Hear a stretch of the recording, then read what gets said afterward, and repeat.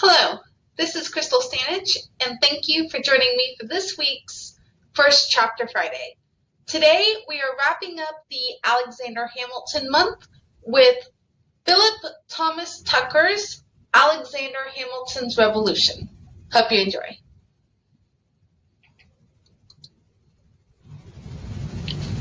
Chapter 1. A natural rebel with much to prove. Alexander Hamilton, a brilliant young immigrant from the Caribbean, made his dreams come true in America in spectacular fashion and in relatively short time. America, like Hamilton, overcame the odds to reach its full potential, but only after a great deal of heartache and struggle, winning its independence after 8 years of bitter conflict. When he first stepped on the shores of America in the summer of 1773, not long before the American Revolution, few young men seemed so unlikely to reach such soaring heights as Hamilton. For such reasons, Hamilton embraced the totality of the American dream and a heady new nationalism like a holy shroud, and quickly distanced himself from his dark West Indian past. Despite his future successes, the emotional pain of that dark past of a troubled life never left him. With a chip on his shoulder from the snubs and humiliations of his past, because of his low social standing, the young man made for a natural revolutionary who fit neatly into the mainstream of angry Americans determined to shake off the bondage of the mother country. Hamilton's unpleasant early life in the Caribbean was no fault of his own. Hamilton's father, James, a Scottish aristocrat and aspiring merchant with little business savvy, deserted the family and was not seen again. James Hamilton was the fourth of 11 children from the family estate of Ayrshire, southwest Scotland. However, a branch of the Hamilton family had been centered in the township of Hamilton, England. Handsome and personable, Hamilton's father was a Scottish nobleman and proud of it, but at the same time was a ne'er-do-well, whose Caribbean business ventures too often went awry. He never married Hamilton's mother, the considerably younger Rachel Fawcett Lavian, and their informal relationship represented the relatively loose morality of West Indian Creole society. She was a feisty woman of French Huguenot descent, strong-willed and a force to be reckoned with. Rachel hailed from a respected family who owned a small sugarcane plantation on the Caribbean island of Nevis. Having the greatest influence on Alexander's life than anyone else, she was a remarkable woman of moral courage and intelligence, and ahead of her time in many fundamental ways. Before James Hamilton's arrival, Rachel Fawcett's first husband had resulted in an ill-fated and disastrous relationship for the spirited young woman. When she was only 16, Rachel had been swept off her feet and married a Dane, Johann Michael Lavian, more than 10 years her senior, in 1745. Rachel eventually realized her grave mistake. Around 1750, after about a half-decade of marriage, she struck out on her own way rather than endure a loveless, perhaps even abusive, relationship. Rachel simply left.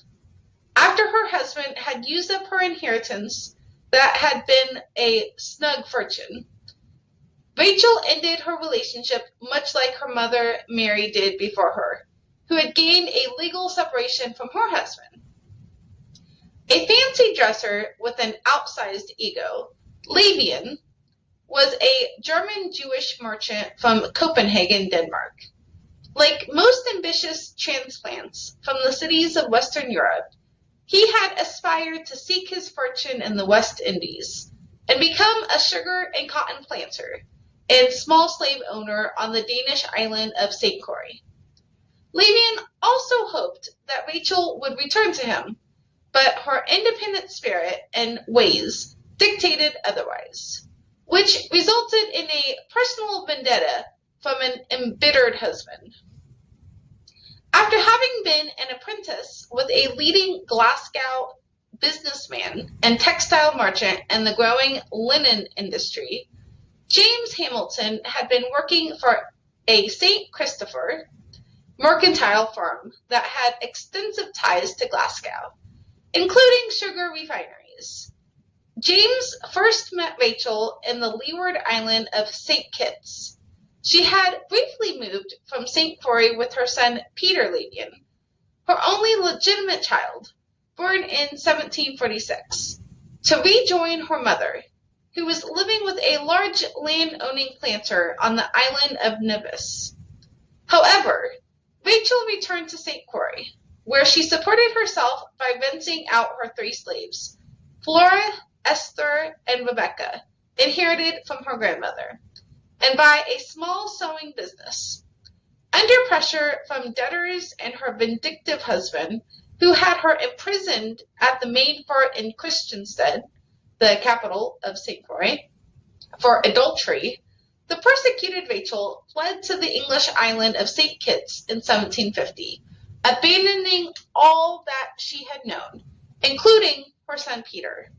A drastic step that now made a legal separation from her estranged husband impossible, and would doom any future children, James Hamilton Jr. and Alexander Hamilton, as illegitimate. Destiny seemed to have ordained a fateful meeting on St. Kitts between Rachel and James Hamilton in the early 1750s. Because divorce was such a rare and expensive undertaking at this time, and remarriage was now not possible for Rachel in legal terms under convoluted Danish law on St. Croix, Alexander's mother, although legally still married to Laban, lived an unconventional lifestyle with James Hamilton. Under the circumstances, it was impossible for Rachel to legitimize their relationship in common law marriage in legal terms. She lived with James for perhaps as many as 15 years, a period in which he was unable to acquire riches in the Caribbean. Born around 1718 and raised in his landed family's Carlisle Castle, which overlooked the port town of Stevenston, Scotland, James had grown up with the finer things in life. Like most West Indies planters, James had planned to retire in his native homeland after he made his riches in the Caribbean. The two were polar opposites. Rachel's dominant traits were not only practicality and common sense, but also intelligence, while James was more of a dreamer that ensured some indolence. However, James Hamilton was blessed with a pleasing personality and charming ways. Fortunately for him, Alexander Hamilton benefited from this union by gaining the most admirable qualities of each parent. Even by Caribbean standards, this common law marriage was scandalous, but less so if on the mainland. When Alexander Hamilton, the couple's second son after James Jr., was born in Charlestown, the capital of Nevis in the British Caribbean, on Saturday, January 11, 1755. Lacking the work ethic necessary to succeed, but burdened with a sense of entitlement of a proud Scottish nobleman, James, Sr., dealt the hard luck Rachel another severe blow. After having failed as a husband, like in his business ventures, he deserted the family in 1766. After having brought his common-law wife and 2 sons from Nevis to St. Croix's busiest port, Christiansted, Hamilton disappeared for good. Alexander never saw his father again. After nearly a decade of having fled St. Croix, Laban filed for divorce in 1759 in order to protect his one legitimate heir, Peter Labian, while ensuring that Alexander and James were declared bastard and poor children, who could never legally inherit any of his property. With the 1759 decision of the judge sitting on the Danish divorce court, Labian was allowed to remarry, unlike Rachel.